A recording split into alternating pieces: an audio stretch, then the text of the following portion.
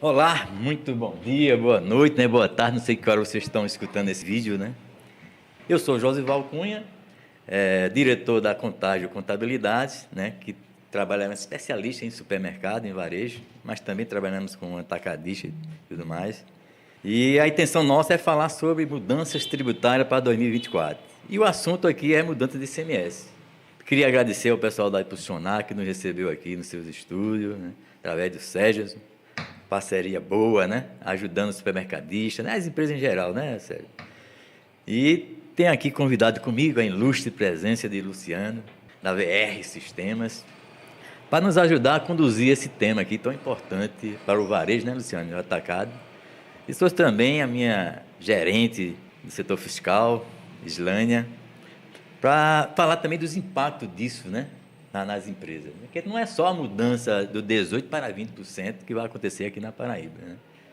E falando nisso, Luciano, não é só na Paraíba, né? São mais de 15 estados que solicitaram, né? Se posicionaram a favor da mudança, mas só 12, né, concretizaram essa mudança, né? Teve alguns estados que reduziram até, né? No caso do Rio Grande do Norte. Mas também impacta, né, nas empresas, né? Que é a questão do diferencial de alíquota. Então, a gente vai falar desses pontos aí. Como é que isso vai acontecer, Luciana, nas empresas? O sistema está preparado para isso? Vai ser uma coisa simples, né? Eles precisam entrar em contato com vocês para isso? Vai ter uma mão, né, de um analista teu? Ou a própria empresa vai fazer essa mudança, né? Como é que isso vai acontecer, Luciano?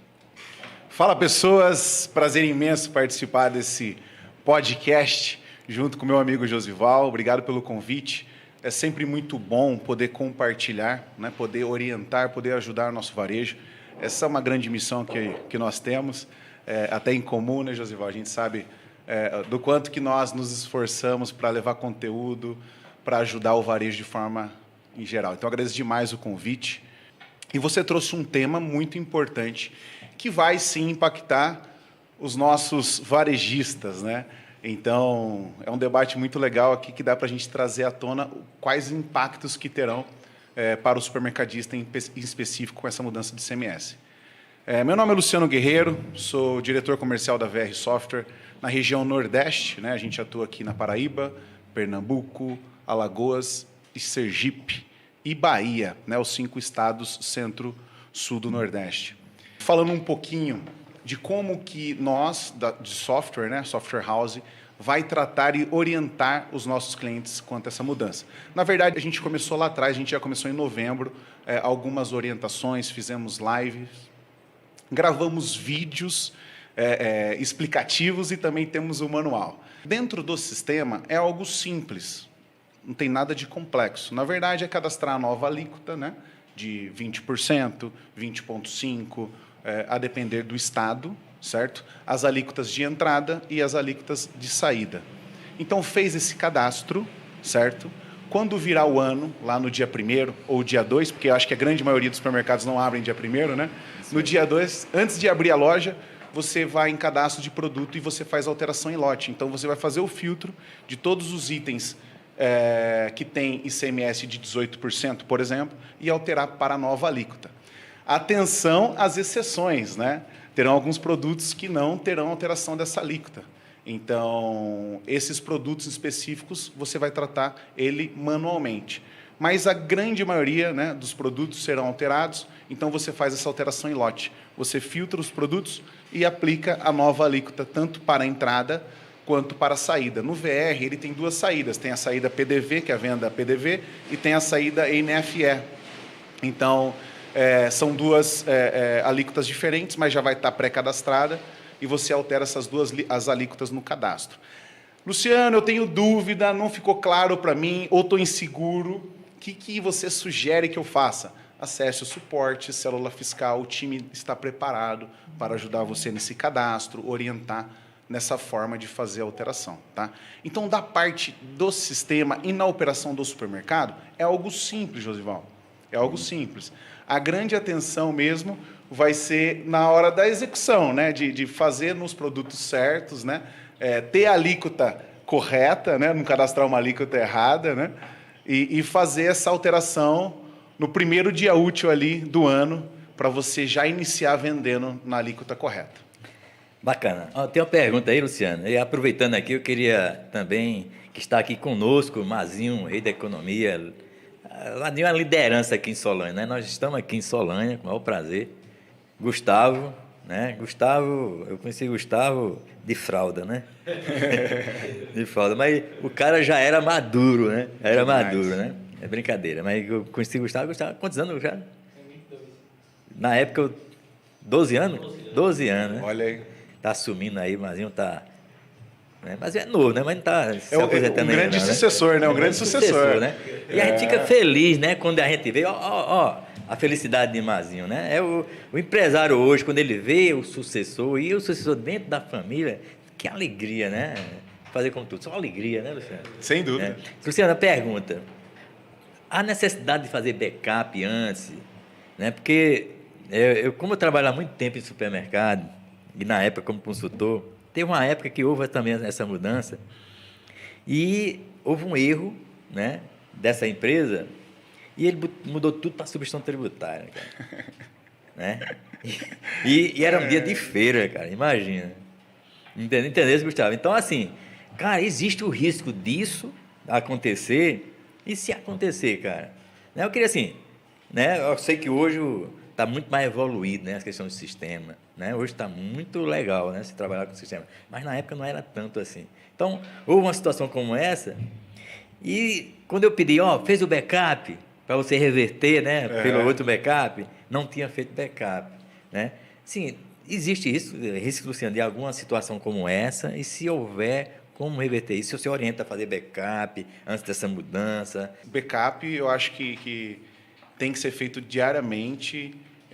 Você tem que validar o backup, que eu posso garantir para você que 80% das empresas não validam backup, não sabe que se está funcionando, se o backup de fato ele está preservado. É muito comum a maioria dos empresários delargar isso. E isso é muito ruim, porque no momento de emergência ou no momento que você precise, que pode acontecer muitas coisas, né? Desde roubo, eu já vi roubos de servidores, eu já vi problemas de energia que corrompe o backup. O hacker, né? Invasões, é isso aí. Então, a vida da empresa está ali, seus cadastros, a parte fiscal, seus fornecedores, suas vendas, suas margens, está tudo ali. Sua empresa inteira, o fiado, boa. As suas contas a pagar, as suas contas a receber, sua empresa inteira está ali. E muita gente não cuida dele como deveria. Não zela, né? Não. Infelizmente, isso é um problema.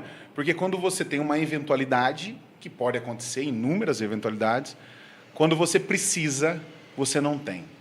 Olha, você perdeu o histórico da sua empresa, como é dolorido. Imagina agora, Josival, perder todos os cadastros dos seus clientes. Deus, o quanto que você cobra vou de cada um. bater aqui 3 vezes. Cara, é doloroso. Isso impacta muito a empresa. E as pessoas ainda não param para olhar dessa forma, infelizmente. Vai sentir a dor quando não tem. Ou, tipo assim, evita de pagar um backup em nuvem, sei lá, deve custar R$100, R$150 que o Google cobra para você assumir o backup, e fica frágil, você fica vulnerável. Então, sim, até antes de qualquer tipo de ação dessa, é importante você ter um backup por segurança. Como você disse, né? É uma reversão tranquila. Pernambuco é 20.5, de repente o KBR bota 20, não é? Sim. Entendeu? Então, pode acontecer. É uma reversão tranquila, isso, tá? Porque como você está fazendo a operação dentro do sistema, alteração em lote, é uma operação muito simples de reverter. Quando você vai mexer em banco de dados, que é sempre complexo, né? Dar um update firmware lá e desandar tudo o trem. Mas é uma operação que é simples de reverter, então não é algo complexo, não. Não é algo que precisa ficar extremamente preocupado. Mas um backup sempre é importante. Isso eu não tenho dúvidas. Bacana. E defendo muito essa bandeira. E vamos falar agora com a Islânia, né? A respeito, Islânia, e os impactos disso na empresa, hein, Islânia? O que é que vai impactar dentro das empresas? Quais os cuidados, a atenção, né? Algumas perguntas que os empresários têm me feito o meu estoque, né? Vai passar a ser 20% também, né? A questão de devoluções, né? Então, eu recebi uma mercadoria em dezembro, né? Eu vou devolver em janeiro. Como é que vai ser essa operação? Como é que eu vou fazer essa operação? né? Vai ser a 20, vai ser a 18, né? Meu cliente veio devolver a mercadoria, né? Essa mercadoria foi vendida com 18, como é que eu vou fazer isso? Então, eu queria que tu falasse quais os impactos, o que é que as empresas têm que ter atenção, tem que dar atenção para isso, né? Principalmente na questão varejo. Depois a gente fala da questão do atacado. Meu nome é Islânia, eu trabalho na Contágio, né, na parte do gerenciamento do departamento fiscal, mais precisamente nesse cenário tributário, que é onde a gente vai observar todo esse impacto relacionado à mudança da alíquota do ICMS. E aí, esse momento é justamente para que a gente simplifique um pouco em relação ao entendimento de quais vão ser esses impactos a partir aí de 1º de janeiro. Como o Josival situou, aqui no estado da Paraíba, ele é apenas mais um estado que está adotando a alteração da alíquota do ICMS. No estado da Paraíba, de acordo com a Lei 12.788, existem alguns itens que, no caso, são mínimos, mas que eles foram apresentados como justamente produtos pertencentes à cesta básica, que eles não vão ter essa alteração da alíquota para 20%. Esses produtos eles estão abrangidos dentro da operação interna. Se esse mesmo produto que está na listagem lá da cesta básica for adquirido do Pernambuco, a alíquota do diferencial de estado ela vai ser calculada mediante ao diferencial com base nos 20% e não nos 18%. Então, mesmo que tenha essa relação da redução da alíquota para esses itens, que vai ficar mantido para 18%, é importante a gente ter essa referência de quando esses produtos forem adquiridos no mercado interestadual. O outro ponto relevante é sobre a questão da aquisição também a partir de 1º de janeiro. Todas as mercadorias que forem comercializadas na condição de compra, o contribuinte precisa passar a observar qual de fato está sendo o crédito destacado no documento fiscal. A partir dessa mesma data, todos os documentos fiscais de compra, obrigatoriamente, eles precisam vir na alíquota de 20%. E os itens que são também pertencentes àquele grupo da relação da cesta básica, ele viria nessa condição de exceção, destacando no documento fiscal o crédito sobre 18%.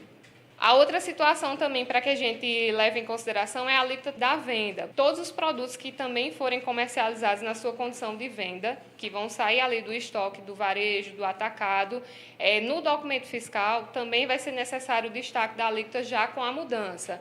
E aqueles que estão na condição de exceção ficariam mantidos com a alíquota de 18%. Uma outra referência também é nesse mesmo cenário do processo de aquisição fora do estado.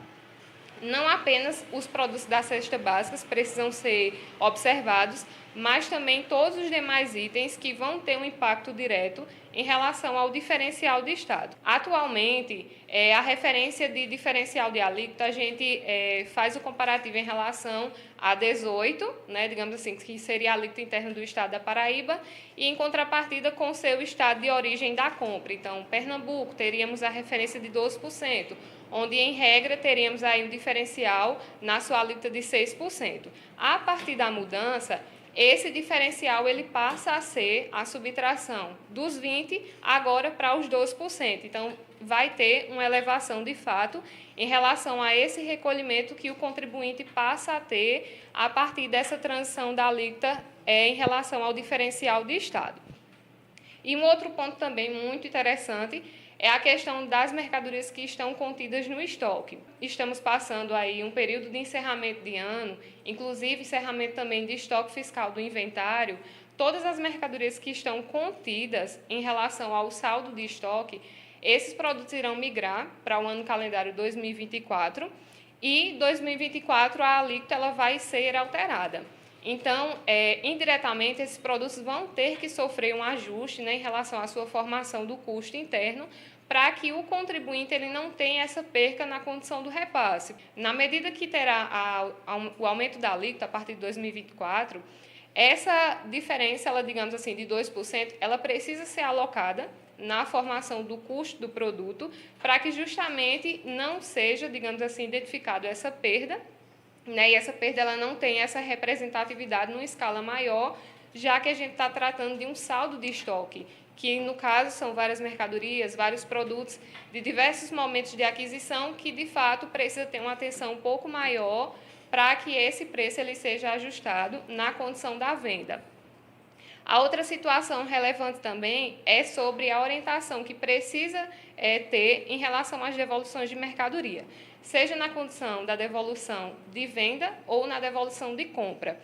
Para a condição da venda, orienta-se que toda e qualquer situação onde você estiver recebendo aquela mercadoria numa condição de devolução do seu cliente, é permitido e de direito que o crédito estornado, ou seja, o retorno dessa nota fiscal, seja com base na sua alíquota da venda.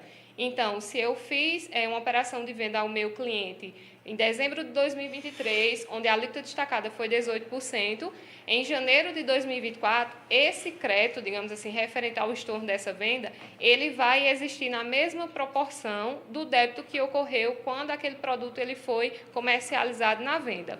E na mesma regra existe um embasamento fiscal, onde eu vou estornar aquilo que eu me apropriei. Então, da mesma forma, eu me credito em relação à devolução de venda daquilo que eu tive como débito na saída e na condição da devolução de compra, eu estorno aquilo que eu tive como crédito na aquisição.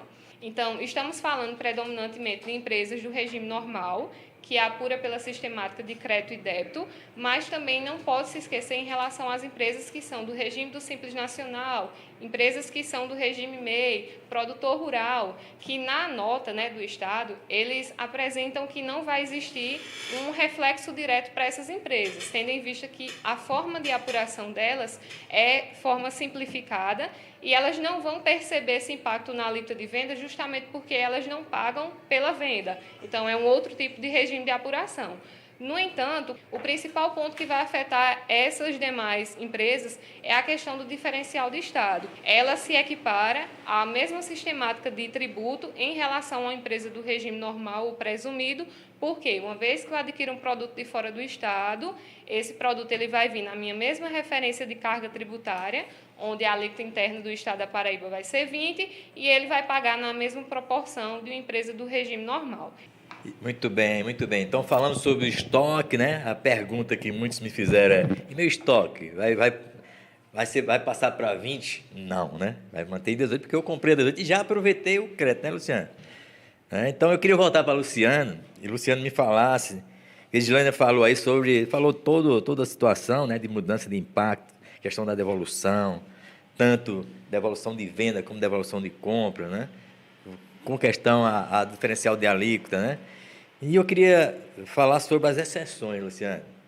Então, aqui na Paraíba vai para 20, Então, alguns produtos vai se manter em 18, Como é que eu faço isso? Eu mudo tudo para 20 e vou lá e seleciono esse produto, volto para 18, ou vai ter algo no sistema que eu posso colocar as exceções? Não, você teria que trocar todos e trata as exceções individual. Eu acho que é o caminho mais seguro, entendeu? Então faz a alteração geral e aí pega as exceções, Cada estado provavelmente vai ter as suas exceções ou não, No caso aqui vocês trouxeram muito bem as exceções, até o nome dos produtos, até o tipo de produto, E você vai lá e altera só esses produtos específicos. Eu acho que seria um caminho mais rápido. Entendeu? Bacana. Eu fiquei com uma curiosidade legal de um ponto, que vocês trouxeram, que é referente do estoque. A gente está num momento que é o momento que a gente mais vende, O supermercado é o momento que o supermercado mais vende aí. É o momento mais esperado do ano, é a Copa do Mundo, do supermercadista. Então a gente tem o Natal, na semana seguinte já é Réveillon. Só alegria, É só alegria. A pergunta é: como eu ser estratégico a ponto de ter um estoque para suprir meu Natal e Réveillon, mas não ter um estoque demasiado que vai impactar no meu crédito, porque logo vira o ano, que valeria talvez a pena eu comprar em janeiro, Bacana, cara. Muito bom essa tua pergunta. Eu estou aqui com o Mazinho, rei da economia, que podia até balizar mais essa resposta de Luciano, E é um ponto importante, porque são 2 pontos percentuais, Luciano? Sim. E para o varejo, Mazinho? 2 pontos percentuais no varejo, no atacado, isso representa muita coisa, Então, assim, eu queria escutar Mazinho nisso aí, Mazinho. Eu acho que talvez também você já tenha pensado nisso, nessa questão estratégica desse aumento de alíquota, E eu queria escutar, qual é a tua opinião? Eu acho que é bom segurar o que puder segurar, claro, Você não vai deixar ruptura no seu supermercado, no seu atacado, na sua empresa, Mas se puder segurar e ganhar esses 2 pontos percentuais pela brincadeira. Isso é um impacto no custo, né, da empresa, né? É muito bom. Eu queria te escutar, Mazinho, por favor. Então, sou Mazinho, proprietário aqui do Rei da Economia, e como varejista tenho 3 lojas aqui, Solânia e Bananeiras, 2 em Solânia e uma em Bananeiras, e como atacadista também tenho também aqui os balcões, né, Atacadão do Rei, Rei dos Frios, e também temos a pequena distribuição, que é a Correio, onde já atende aqui 32 cidades aqui na região. Então, escutando aqui atentamente tudo que vocês falaram, e gera, é lógico, né, uma pequena preocupação. Eu digo assim, preocupação porque aqui hoje represento inúmeros empresários aqui desse ramo e ando com eles. Eles também têm essa preocupação, como vai ser dissolvido tudo isso que a gente absorveu durante esses 90 dias, né? Porque tem a questão de você não comprar, mas em pleno Natal. Como é que se faz isso, né? Como é que a gente vai atender o cliente em pleno Natal, em pleno Ano Novo, sem se estocar? Então, e a gente sabe que essa estocagem gera um risco muito grande para cada um de nós, porque pode passar aí o dia 31 e a gente ainda está com os estoques cheios. E isso aí, o empresário tem medo assim, da questão. Rapaz, isso aí eu posso até quebrar com essa situação que acontece, e tento assim entender que quem paga o imposto, né, é responsabilidade nossa de fato, quem paga o imposto é o consumidor. Porém, nós somos fiéis depositários dessa moeda do governo durante os 30 dias. Então, a gente tem que ter essa certeza, essa responsabilidade de como vai guardar isso, né? Como é que a gente vai até mensurar, né? Até medir, porque antes a gente recebia 18% e agora a gente vai ter que pagar os 20%. A minha preocupação, Josué, assim, é quando isso vai dissolver, em qual prazo, né? Se é nos 30 dias, 90 dias, ou até quanto durar o estoque nessa questão, né? Então, como é que a gente vai dissolver isso aí? Então, o risco, para mim, está nesses primeiros 90 dias, até a gente se acostumar, né? Porque, na verdade, a gente vai ter que se adaptar, né? Então, nós somos fiéis depositários, então a gente tem a responsabilidade de dissolver essa moeda, né? O imposto, e, a partir dos 90 dias, a gente ter mais habilidade, né? Porque o empresário não pode apenas pensar no que ele vai ganhar, mas ele tem a responsabilidade de ir buscar mercadoria, muitas vezes em outras UFs, né? Como a Islândia aqui falou, muitas vezes, né? Até fazer a importação para que a gente consiga um preço melhor para o cliente, porque a gente não pode apenas pensar só em ganhar dinheiro, mas nessa ligação direta com o consumidor, com a sociedade. Então, vender barato é uma preocupação nossa. Vai se tornando cada dia mais difícil, justamente porque o nosso país é um país de muita mudança, assim, muito rápido, né? Tudo acontece muito rápido. Então, a gente tem que, a cada dia, estar mais atento, né, na questão do imposto e também desse compromisso com quem está na ponta, né? Quem vai receber a mercadoria e quem justamente vai pagar esse imposto. Eu parabenizo aqui Josival, né, o contador de renome hoje aqui na Paraíba, Luciano, né, muito querido aqui no Nordeste também, Islândia que acompanha, e por que não dizer impulsionar, né, a empresa impulsionar, se preocupar com esse tema que hoje não sai do pensamento nem da boca de nenhum empresário. Então, parabéns a vocês. Mas Josival chamava a atenção aqui também dos outros regimes também, e eu imagino aqui que daqui a pouco a Islândia também vai dar uma explanação a esse respeito, porque do regime normal, é esse que eu vivo. E até pergunto também, Josival, na hora que você puder responder, a quem tem a questão do termo de acordo, né, do TARI, o que é que eles vão sentir também, né? Porque a mudança é justamente na empresa normal. E o que é que acontece também para quem tem o termo de acordo, né? Um termo que também que gera compromisso, né? O Estado dá, mas cobra da gente também, né? O Estado quer saber quantas pessoas tem lá no seu trabalho, o Estado quer saber o que é que você está fazendo com aquilo que ele deu. Então, daqui a pouco você fala um pouco também a respeito disso, e agradeço demais a oportunidade de estar com vocês. Mas não vai embora não, eu vou perguntar, vou exigir mais de você aí, né? Para você abrilhantar mais aqui nosso podcast. Islaina, eu já passei o recado, inclusive, Mazinho, eu passei o recado para ela agora sobre empresa do Simples Nacional, né? Vai ter impacto? Para mim vai ter impacto, embora aqui, né, é outro regime, é apuração de imposto por faturamento, né? Ele não tem direito a crédito, né? Mas eu vou mudar para o regime normal, né? Eu vou para lucro real ano que vem. É hora de eu ir, né? Meu crédito vai ser calculado sobre o estoque com base em que data? Se eu adiar isso um pouquinho, eu vou ter um resultado melhor, né? Planejamento tributário é isso, né? O que o governo diz? Não diz que não pode, né? Não tem lá dizendo que não pode. Então, é porque pode. Então, o planejamento tributário é você ver essas situações, né? Se aproveitar delas e gerar uma carga menor para o contribuinte, né? Então, eu vejo, assim, vantagem, né? Islândia, eu queria que a Islândia falasse sobre isso. Islândia, que, né, não é hora de mudar para outro regime, né, com a data base 31/12, né?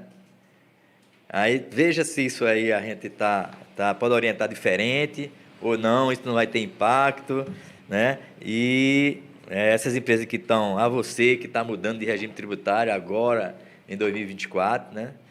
E se é hora de segurar um pouquinho, né? E essa mudança ocorrer dentro do ano de 2024, janeiro ou fevereiro. Perfeito. Quando a empresa do segmento varejista, que no caso ela é comércio, trabalha com a condição de mercadorias, né, comercialização de mercadorias, o estoque ele é um principal ponto de atenção que o contribuinte precisa ter justamente nessa transição da alíquota. Então, quando a empresa ela decide migrar no ano de 2023, né, para início de janeiro de 2024, num novo regime, que seria o regime normal, ela já passa a ter uma nova modalidade de apuração, que seria a sistemática do crédito e débito. Mesmo que ela seja uma empresa do Simples, o fato de estar mudando do regime tributário, ela vai ter que tomar como referência o seu estoque fiscal de 31/12/2023. A empresa, quando ela migrar, dentro desse período de referência, ela vai levar o seu saldo de estoque, onde ele vai contar com um crédito referente à alíquota de 18%, com base naquelas mercadorias tributadas que ela dispõe no seu estoque fiscal. Que essa transição, ela deixe por ocorrer no ano calendário de 2024. Quando ela for adotar um novo regime, vamos tomar como base que em fevereiro de 2024, ela tenha o desejo, mediante a sua necessidade tributária, de fazer a opção por um novo regime. Esse seria o melhor momento, justamente porque a referência do saldo de estoque dela passa a ser 31 de janeiro e não mais 31 de dezembro. E aí é onde está justamente o ganho. Todo o saldo que ela tiver contido no estoque referente à data base, que seria 31 de janeiro, vai tomar como referência de crédito a alíquota de 20%. E aí, Luciano? A pergunta é, quanto custa esse nível de informação? O quanto que vai impactar no bolso, né, de uma tomada de decisão de você migrar o regime dia 31 de dezembro ou em fevereiro, considerando o estoque em janeiro? Olha a diferença que faz, né? Por isso que é importante você ter boas pessoas como referência para te orientar, porque faz a diferença. É a diferença que faz a diferença. Às vezes, uma pessoa que é mal orientada, né, toma uma decisão totalmente equivocada e perde dinheiro. Verdade. Olha que riquíssimo isso. Bacana. Que vocês trouxeram, muito legal.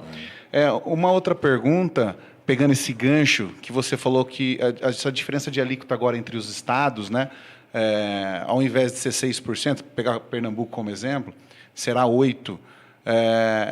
Essa medida dá uma certa... como é que eu posso dizer? Ela vai fechar um pouco mais o Estado, obrigando você a comprar mais dentro do Estado, né? Porque isso vai ter um impacto. A gente está falando de 2%, né? Teria que Pernambuco ser muito mais eficiente ou ter um custo muito menor para fazer sentido essa compra, né?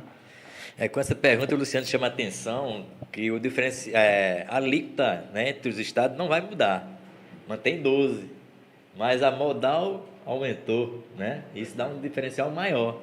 Pode responder, Luiz. No caso, é interessante a gente compreender que a alíquota do interestadual, né, digamos assim, a tabela origem e destino, ela não se altera. Então, a origem da compra fica mantida a tabela da alíquota do ICMS conforme a gente já vinha trabalhando, e o que de fato vai ter o impacto da mudança é na alíquota interna. Então, quando a gente vai fazer a subtração, né, do diferencial de Estado, é onde vai estar justamente a representatividade desse aumento da alíquota. O Estado ele tem, né, essa visão de beneficiar da sua comercialização interna. Então, a partir do momento que existe essa elevação de cargo, quando o contribuinte ele vai optar uma aquisição de fora do Estado, realmente tem que valer a pena. Muito bem, nós estamos aqui na Impulsionar, agradecer ao Sérgio por esse apoio aí, isso só valoriza o supermercadista, Sérgio, agradeço demais você ter nos recebido aqui, emprestado suas instalações para a gente bater esse papo aqui gostoso, né, Luciano? Eu gosto tanto, né? Supermercado, para mim, cara, a gente passa a noite toda conversando, né, Mazinho? Mas lembrando que a gente tratou aqui da mudança do ICMS no estado da Paraíba, mas também em outros estados, falamos de Pernambuco, né, nosso vizinho aqui, onde a gente mais compra também, né? Rio Grande do Norte não aumentou, né? Vai ficar em 18. Pelo contrário, o Rio Grande do Norte reduziu, né? E essa desculpa de que aumentar para não perder receita, isso foi papo furado, né? Porque houve uma mudança que a reforma que vem aí não vai impactar nisso, né? E alguns estados se reverteram a tempo, né? No caso de Santa Catarina, Rio de Janeiro, São Paulo, estava pronto o decreto e eles voltaram atrás, não aumentaram a alíquota. Mas Paraíba, beleza, tudo bem, né, Mazinho? Vamos lá, né? E Mazinho fez uma pergunta, né? E aí, com relação aos benefícios fiscais, empresas que têm benefício fiscal, os atacadistas. A gente falou só de varejo, né? A gente focou muito no varejo. Mas com relação às empresas que têm benefício fiscal, né? Que tem uma mudança, Mazinho, que eu tratei contigo antes, né? E isso vai impactar em muito a questão dos benefícios fiscais, que a gente fala em outro momento, né? Só lembrando que é a MP 1158, né? Que vai impactar pra caramba os atacados que têm benefício fiscal, né? Mas vamos tratar assim, a questão da mudança, Islânia, com relação a essa mudança de alíquota, né? Qual o impacto que vai ter nas empresas que têm benefício fiscal? Eu também vejo, Luciano, depende do estado, né? A Paraíba há uma mudança mínima em algum ponto, mas em Pernambuco não. Porque Pernambuco, né, o meu benefício fiscal lá é sobre o valor recolhido, e eu aproveito crédito das entradas. Lá é diferente, o impacto lá vai ser maior, né? Aqui não, aqui na Paraíba não, né? Mas Islânia vai falar sobre isso aí. E, Islânia, o que é que vai impactar nas empresas que têm benefício fiscal? No caso, em relação às empresas com incentivo fiscal, primeiramente é preciso compreender como é a forma de apuração, né, em relação a uma empresa que tem o incentivo do TARI.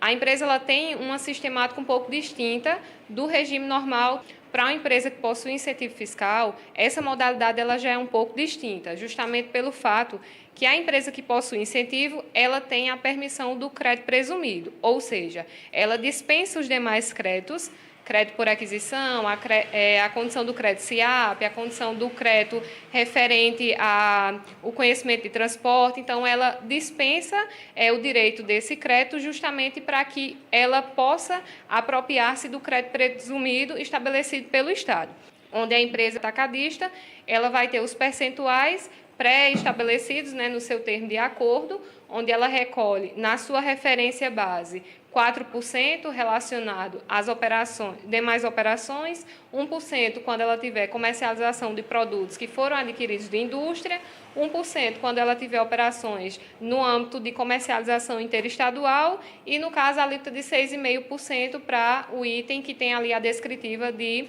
açúcar adquirido de uma outra UF. Então, a regra básica do termo de acordo, ela se, digamos assim, alinha em relação a esses percentuais. E quando a gente fala em relação ao crédito presumido, é justamente onde a gente precisa entender o impacto dessa mudança da alíquota do ICMS também no estado da Paraíba. Então, já entende-se que a alíquota do termo ela não muda. O contribuinte ele passa a recolher a mesma alíquota que está estabelecida no seu incentivo fiscal. No entanto, quando a gente for trabalhar a alíquota da venda, que é justamente ali o ICMS destacado no documento fiscal, ele vai ter elevação. Ele vai adotar justamente a mudança da alíquota de 18 para 20 e o seu débito, coincidentemente, ele vai ter ali uma referência de maior valor. No entanto, o que seria o crédito presumido? É justamente a parcela do estorno que o Estado permite que o contribuinte faça o uso como crédito. Então, eu tenho a minha referência de 20 e eu tenho a minha alíquota que eu vou pagar pela minha condição de venda, que seria 4. O Estado me permite um crédito presumido de não mais 14%, e sim de 16%. Por quê? Na medida que eu tenho o aumento da alíquota para mais 2%, coincidentemente, o meu crédito presumido ele vai ter o aumento do crédito para mais 2%. Então, em regra, quando a gente for analisar o impacto final da apuração do termo de acordo, ela não teria, de fato, uma alteração no seu valor final. Por quê? Na medida que a gente fez um estorno proporcional ao débito, que ele não existe na nota, ele existe pela alíquota do termo, que foi os 4%, ele ficaria mantido. Então, esse valor ele fica mantido na sua apuração final, no seu ICMS normal, que vai ser pago ao final da apuração.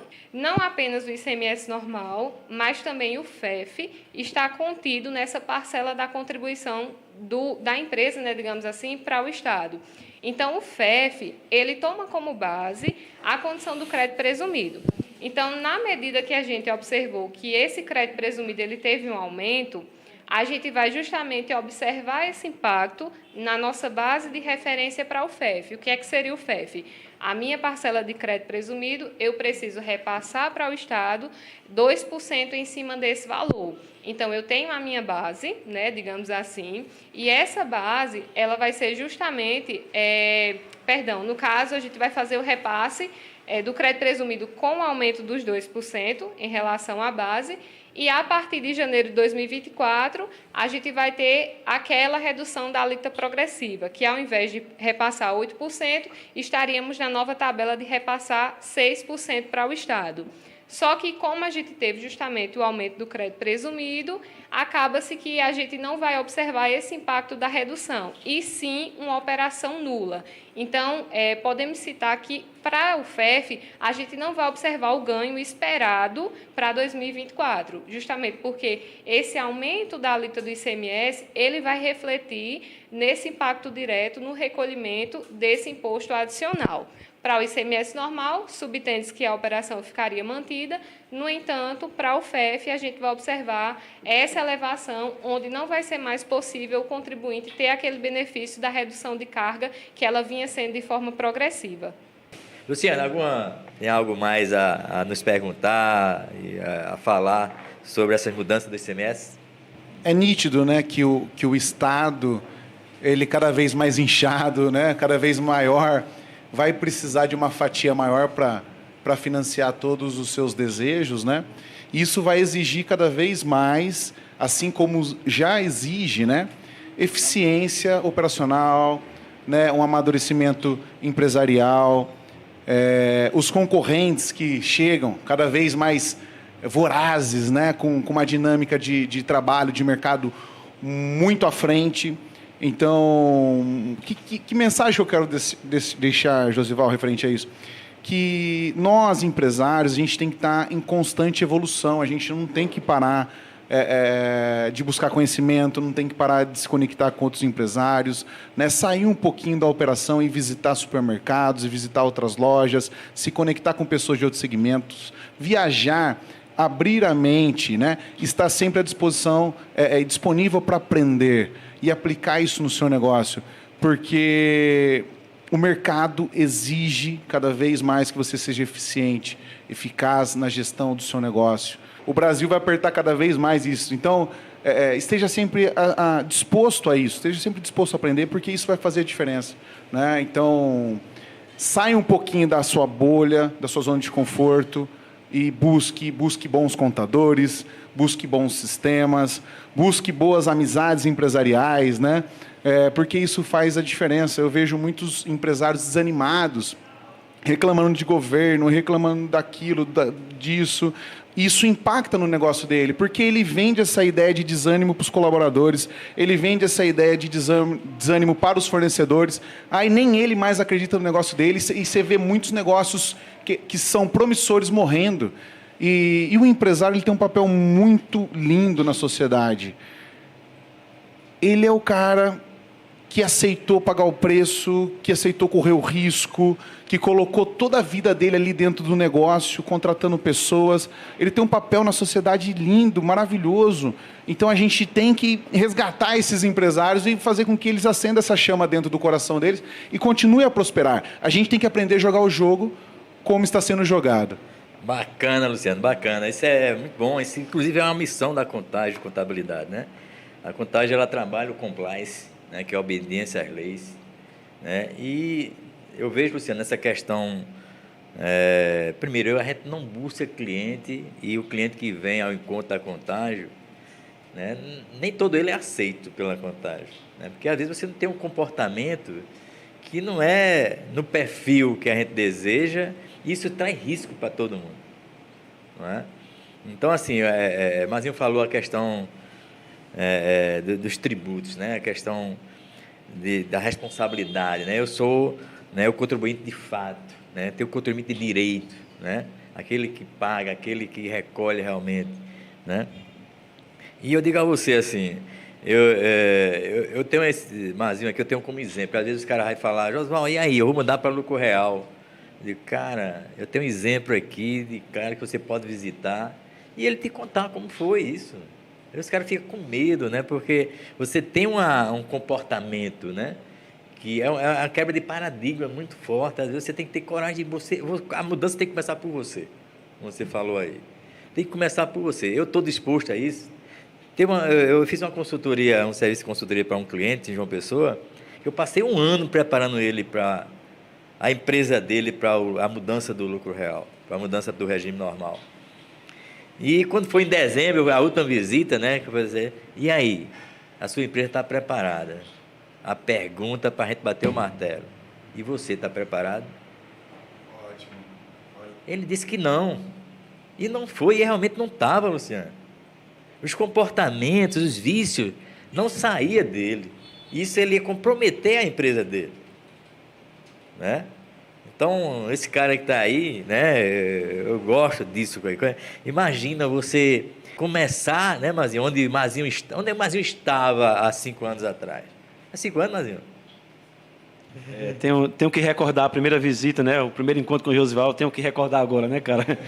E em 2024 agora fará 10 anos e nós sortearemos um carro para os clientes, se Deus quiser. Com 1 ano e meio que eu estava aberto, né, Josival fez uma visita ao meu negócio e ele me pegou sentado em um banquinho abastecendo a gôndola, para você ver, né, a dimensão que tomou o negócio hoje para aquele momento. Então, eu tenho, olha, o zelo que Josival tem pelas empresas, eu também tenho por ele.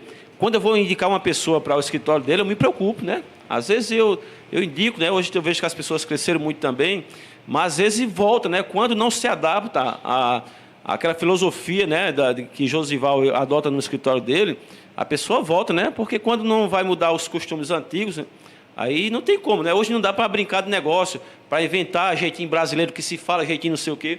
Hoje não dá para trabalhar mais assim. Então, quem quer uma empresa séria hoje, busque a Contágio. Só o testemunho, né, assim, a vivência, né, o que aconteceu no meu negócio, né, a dimensão que tomou. Eu cheguei lá com 2 carteiras de trabalho na mão para esse escritório, para esse homem assinar. E ali ele já me falava do futuro, né, que é onde ia dar muitas risadas de tudo aquilo que tinha acontecido e estava acontecendo. E hoje a gente se encontra com 225 pessoas no quadro, né, no quadro de funcionários, né, de colaboradores. Isso nos traz alegria, né, Josué? Isso nos traz alegria. Então, mais uma vez, parabéns por tudo isso que vocês estão fazendo pelo negócio. Não é só o Mazinho, né, mas hoje a gente sabe que ele tem muitos clientes também no Sertão, Campina Grande, João Pessoa. Se quiser crescer, a gente buscar aí a coisa correta. Eu acho que é isso que tem que ser feito. Obrigado, Mazinho. Obrigado pelo seu testemunho. Luciano, cabe a gente falar um pouquinho aí sobre o Resiste 1601. A gente não vai se estender muito, mas é bom, porque vai ser uma obrigação agora, né, Gustavo, em janeiro. Né, o Estado já, vamos dizer assim, prorrogou várias vezes, né, e o recado que eles nos deram é que não há mais prorrogação. Agora, em janeiro, ele vai exigir mesmo o Resiste 1601. Por isso que eu queria tocar nesse assunto aqui, né, um pouco mais objetivo, né? O que a Islândia puder passar e o que você puder passar. A pergunta para você é simples, né? O sistema está pronto? O VR está pronto? Quero que você nos responda, né? Islândia vai passar algumas situações que precisa o empresário acompanhar, porque, Mazinho, não é fácil, né, atender obrigações, né? São várias e várias. A reforma está vindo aí, eu acredito que a reforma vai diminuir muito, né, a burocracia. É um dos objetivos dela, né, que a gente almeja isso tanto, né? Imagina você, né, Luciano, atender centenas, né, de obrigações, né?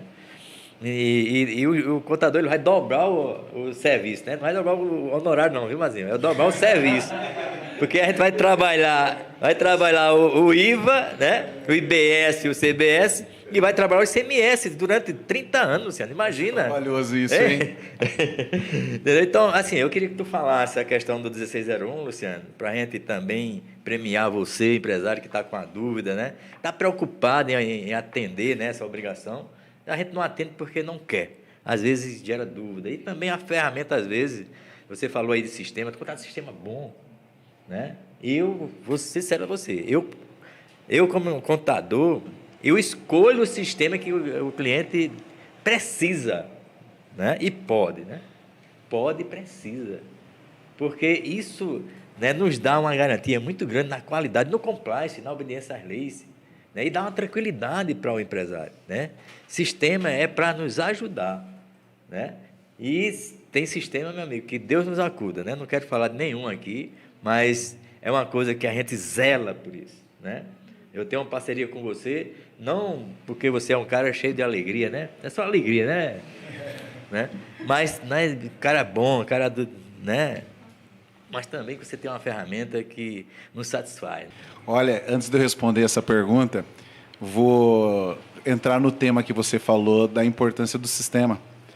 Independentemente se é VR ou se é outro sistema, temos que olhar para o software de gestão não como compra, precificação e venda. Você tem que usar ele como um aliado para fazer seu negócio performar, para fazer seu negócio dar resultado, para você analisar e entender o comportamento que está tendo no seu negócio e ali você ser cirúrgico e intervir. Porque quando você tem informação, não só dado, né? Você tem uma informação e com base nessa informação você toma uma ação que vai gerar um resultado, cara, isso muda o jogo. E muitas vezes a gente ignora esses números, a gente ignora a leitura da nossa própria empresa, né? De olhar lá e ver onde está doendo e mexer na ferida, né? Tem hora que você tem que cutucar a ferida ali para ela sangrar para você poder curar, né? E resolver um problema. E muitas vezes a gente sonega isso, a gente não mexe nisso. Então, o sistema ele é um aliado do empresário, ele é um aliado do time, ele traz informações ali do seu negócio, e você tem que olhar, mesmo que doa, né? Olhe, e com base nisso você sai tomando as melhores decisões, seja de margem, compra, precificação, impostos. Então, são muitos recursos que ajudam você a profissionalizar e você gerir o seu negócio como ele merece, né? Uma vez eu escutei uma frase, fiquei até impactado, eu vou até proferir aqui, vou falar dela, que a gente tem que deixar de ser dono de mercadinho, né? Ser dono de mercadinho para passar a ser empresário. Isso é verdade, por mais que doa, mas você tem que olhar e falar assim, cara, realmente, eu preciso dar esse passo e isso vai mudar o jogo da minha família, dos meus colaboradores, da sua cidade. E Luciano, eu vejo aqui em Mazinho, mas eu não estou puxando teu saco, não. Eu estou falando aqui... E ele é um case muito legal. Eu vi isso, Josival. Eu vi isso. Eu senti, desde o primeiro momento que eu conheci o Mazinho, eu vi ele, o Gu, um cara extremamente curioso, e foi aplicando, usando a ferramenta. Investimento em pessoas. E você vê o resultado. Você vê o resultado. O resultado fala mais do que qualquer coisa, né? Eu digo assim, Luciano, é uma frase... Essa frase é minha. Eu acredito que se a gestão vai bem, a contabilidade também vai bem. E a saúde da empresa, para mim, é gestão. Eu vou contratar o melhor contador. Pode contratar. Se você não tiver gestão, ele não vai fazer nada por você, cara. A sua gestão é que vai fazer para a sua empresa, né? Bacana tu ter colocado isso aí. E agora eu vou responder a sua pergunta, né? 1601, registro. Isso. O sistema já está pronto, já está entregando, tá? Uma atenção específica, como a gente tem muitos clientes e cada um está numa versão específica, pode ser que tenha algum cliente até que esteja nos ouvindo que não esteja na versão atualizada que vai entregar o registro. Eu não tenho essa informação agora, mas eu posso até passar para você distribuir para os seus clientes, que isso é muito importante, tá? Então, já está... Da parte do sistema já está tudo ok. Tá? Tem que ter a versão, não é isso? Isso, a partir de uma determinada versão. Porque às vezes tem cliente que não atualiza o sistema faz um ano, viu? Isso acontece. Não, Luciano, é o seguinte, eu fui gerente de supermercado. Hein, Mazinho? Às vezes uma mudança de versão, né? Gustavo? experimenta a versão antes, né? Assim, estou falando não é o caso do VR, mas Não, acontece. não, de todos, É. né? De todos os sistemas, entendeu? Então, mas essa versão tal, entendeu? Pode dar coisa, pode. E Ainda talvez... erramos, viu, Josival? Aham. Ainda erramos. Eu brinco muito, e às vezes a gente vai na apresentação e tal. A gente não é perfeito, não. Às vezes a gente lança a Não, versão mas o com bom problema é você e saber tal. disso, né? E, e aí a disso gente que- intervém, tenta ajudar o cliente rápido. Acontece, Você né? não quer que ocorra. Quer que ocorra, né? Isso gera insatisfação. Ninguém quer que ocorra isso. Né? Então você vai saber onde está, onde vai ter que corrigir, né? Perfeito. Então, beleza, foi bom tu ter dito isso. Mas eu gostaria de saber que versão é, porque a gente pode ajudar você nisso. Eu acho que isso é parceria. Às vezes, algo que a gente entenda que se saiba fazer, a gente até orienta o cliente a fazer, né? A questão, né, de um cadastro de produto, uma dúvida do lançamento de nota, como é isso, uma emissão da nota de devolução, sei lá. Alguma coisa desse tipo, que a gente tem um conhecimento de como faz, né? Essa parte inicial que você falou é muito importante. Gosto muito da sua ferramenta. Né? O price, né? Né? Então, assim, enfim, a gerenciamento de categoria, né? Islane, eu quero que te escutar, Islane. O 1601, né? Qual os impactos disso? O que é que vai precisar? Quais as exigências? Qual a informação ali que vai ser informada e que merece maior atenção? Quais as dificuldades que a gente tem hoje? Então, vamos lá. O 1601 nada mais é do que a substituição do registro 1600, né? Então, anteriormente, os contribuintes tinham a necessidade apenas de enviar as informações de cartão de crédito e débito. Então, o 1601 ele veio justamente para englobar demais operações que transacionam, né, por meio de pagamento financeiro de forma eletrônica, para que essa informação seja observada pelo Estado. Então, um dos maiores interesses do envio dessa informação é justamente para que seja possível esse cruzamento de dados. O ano de 2023, como o Josival pontuou, ele foi um ano na fase de teste e foi um período de transição de fato. Esse novo registro, o Estado da Paraíba estabeleceu que ele deve ser entregue pela condição de competência. Então, a nossa base de referência ela vai ser a competência da venda, de fato, ou seja, a origem daquele recurso. Quais seriam os tipos de pagamentos envolvidos nesse registro? Então, a gente teve a introdução do PIX, a gente teve a introdução das transferências bancárias, da condição do TED, da condição do boleto bancário. Então, todos esses demais recebimentos, eles foram envolvidos nessa necessidade do 1601, que vai entrar agora em vigor também na competência de janeiro de 2024. Então, a principal, digamos assim, obrigação do cliente é começar a gerir essas informações. Então, é preciso ter um controle financeiro interno, é preciso lançamentos de boletos bancários, eles estarem ali devidamente conciliados, a condição dos depósitos bancários referente às sangrias ou algum cheque recebido direto no caixa. Então, todas essas novidades, ela precisa, em primeiro ponto, ter uma organização interna para que seja possível essa informação ao término do mês, ela está ali concretizada. E aí sim essa informação, ela ir para o 1601 de forma correta. O 1601 ele vai englobar as operações que têm a incidência do ICMS, então essa operação que tem a incidência do ICMS, ela vai ter um campo específico para ser declarado, referente a todas as operações que foram pagas de forma eletrônica, ou seja, o pagamento financeiro. Tem lá a referência do campo, que ele vai vir no layout, né, do 1601, para que seja feito o preenchimento de acordo com a competência da venda. Então, às vezes, alguns clientes perguntam a gente, se eu paguei, digamos assim, essa venda no mês seguinte. Então, lá na operação, no terminal do caixa, o cliente fechou a operação da compra dele, né, a venda, com uma condição, vamos supor, crédito loja. Então, esse valor ficou em aberto para que ele, digamos assim, fosse pago na competência seguinte. A questão da venda, lá no seu primeiro momento na competência, é o que deve ser lançado no 1601, independente do pagamento ele ficar numa origem posterior. Durei uma nota aqui, o boleto bancário ficou para daqui a 30 dias. Então, a competência que vale para ser registrada no 1601 vai ser de acordo com a emissão da nota. E a outra informação também muito interessante em relação aos outros tipos de receita. Então, na situação anterior, a gente trabalhava exclusivamente a operação direta do contribuinte. A partir de então, no 1601, vão existir outros recursos financeiros oriundos de outras operações. O contribuinte ele tem um imóvel alugado no nome do CNPJ do estabelecimento e esse valor ele vai ser recebido via transação bancária ali. Esse valor de receita, a partir de então, ele também vai precisar ser declarado, justamente porque o Estado exige que todos os valores que entram pela informação do banco, daquele estabelecimento, eles precisam ser declarados no 1601, para que o Estado tenha um conhecimento dessa informação.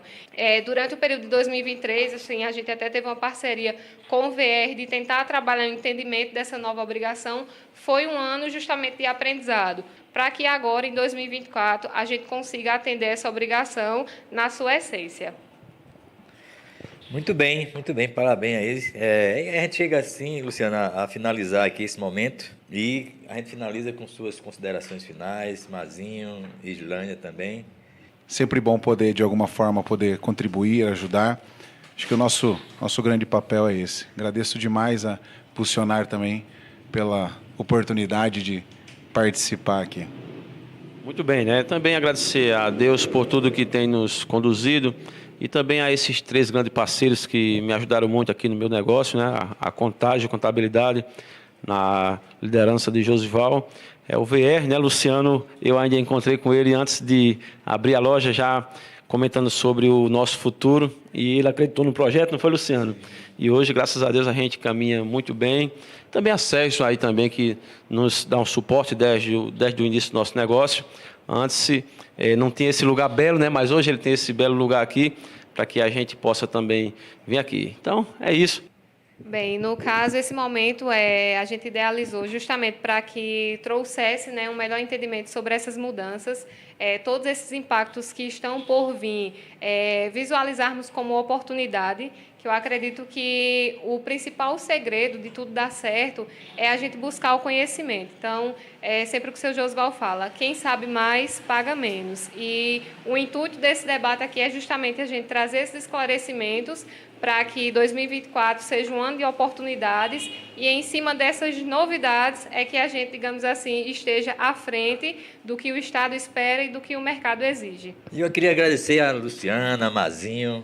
Luciana, um prazer enorme essa parceria que nós temos com você, né? Um abraço para o Lucas, né? Da próxima vez eu vou convidar ele. Você saiu de Recife, né? Imagina, né, Sérgio? Mazinho, cara, obrigado por ter participado aqui, só brilhantou mais esse momento, Islânia, né? A Regina chegou ali bem caladinha. Obrigado, Regina, por você nos receber aqui. Sérgio se colocou logo à disposição para isso. Isso prova que você valoriza o supermercadista, né? A gente está aqui por isso, né? Por eles. Então, assim, eu agradeço a você que está nos escutando, nos está vendo, né? E até a próxima, né? Se assim Deus te permitir. Feliz ano novo, feliz 2024. Que seja de paz, saúde, né? E felicidade a todos.